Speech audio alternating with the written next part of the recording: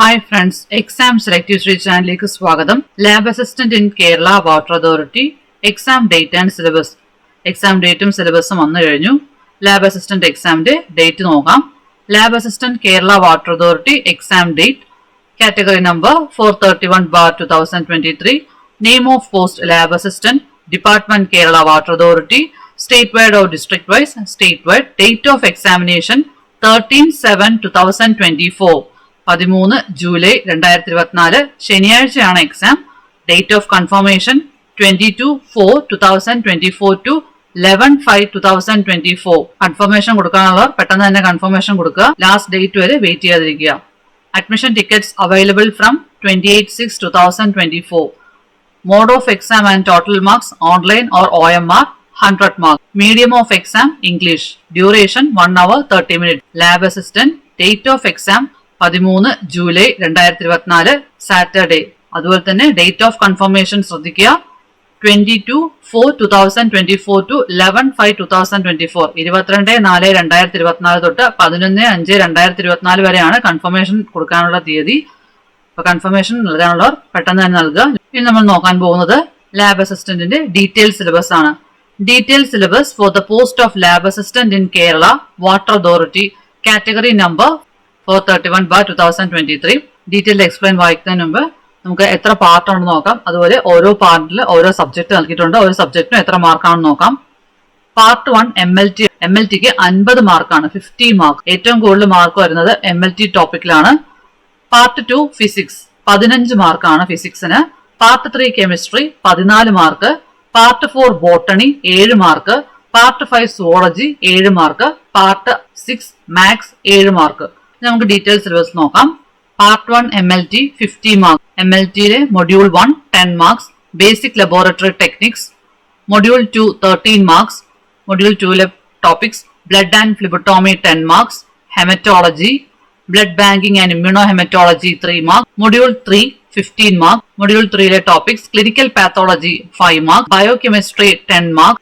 Then module 4 12 marks ആണ്. Module 4ലെ topics microbiology 5 mark. Parasitology 2 mark. Histo technology and cytology histo technology 5 mark. ഇതാണ് MLT topic. അടുത്തത് part 2 ആണ്. Part 2 physics 15 marks. 15 മാർക്കിനാണ് physics. Physics topics നോക്കാം. Module 1ലെ topic units and measurements, kinematics, motion in a straight line and plane, dynamics, laws of motion and work energy and power, system of particles and rotational motion and gravitation. Module 2 3 marks. Module 2ലെ topics mechanics of solids and fluids, heat and thermodynamics, oscillation and waves. Module 3 4 mark topics electrostatic, electrodynamic, current, electricity, moving charges and magnetism, electromagnetic induction and AC, electromagnetic waves. Module 4 mark topics ray and wave optics, modern physics, dual nature of radiation and matter, atoms and nuclei, semiconductor physics. Next part 3 chemistry 14 മാർക്കാണ്. Part 3 chemistry. Module 1 physical chemistry 4 mark. Module 2 inorganic chemistry 5 mark. Module 3 ആണ്. Module 3 organic chemistry 5 mark. ഇതാണ് കെമിസ്ട്രിയിലെ topics. Next part 4 botany 7 mark. ബോട്ടണിയിലെ topics നോക്കാം. Module 1 cell structure and function 1 mark.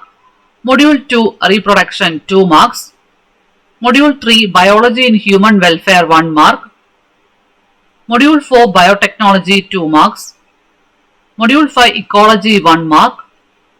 Next part 5 zoology 7 marks. Module 1 human physiology 3 marks. Module 2 genetics 2 marks. Module 3 biology in human welfare 1 mark. Module 4 animal kingdom 1 mark. Next mathematics topic ആണ്. Part 6 mathematics 7 mark. Topics 1 set, 2 relation, 3 functions, 4 factorial of numbers, 5 progression, 6 trigonometry, 7 conic, 8 vector, 9 derivatives, 10 straight line.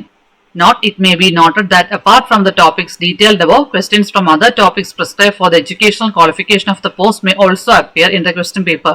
There is no undertaking that all the topics above may be covered in the question paper. ഇത്രയാണ് lab assistant in Kerala water authority syllabus. Main topics ആണ് വായിച്ചത്. Main ടോപ്പിക്സിന്റെ താഴെ ധാരാളം sub topics വരുന്നുണ്ട്. Exam ഡേറ്റും വന്നു, സിലബസും വന്നു. എല്ലാവരും നന്നായിട്ട് പഠിച്ചു തുടങ്ങുക. വരും ദിവസങ്ങളിൽ ലാബ് അസിസ്റ്റന്റിന്റെ ക്ലാസ്സുകൾ അപ്ലോഡ് ചെയ്യുന്നതാണ്. ക്ലാസ്സിൽ എല്ലാവരും കാണുക. ക്ലാസ് ഇഷ്ടപ്പെട്ട ലൈക്ക് ചെയ്യുക, നിങ്ങളുടെ അഭിപ്രായങ്ങൾ പറയുക. Thanks for watching. Like, share, subscribe.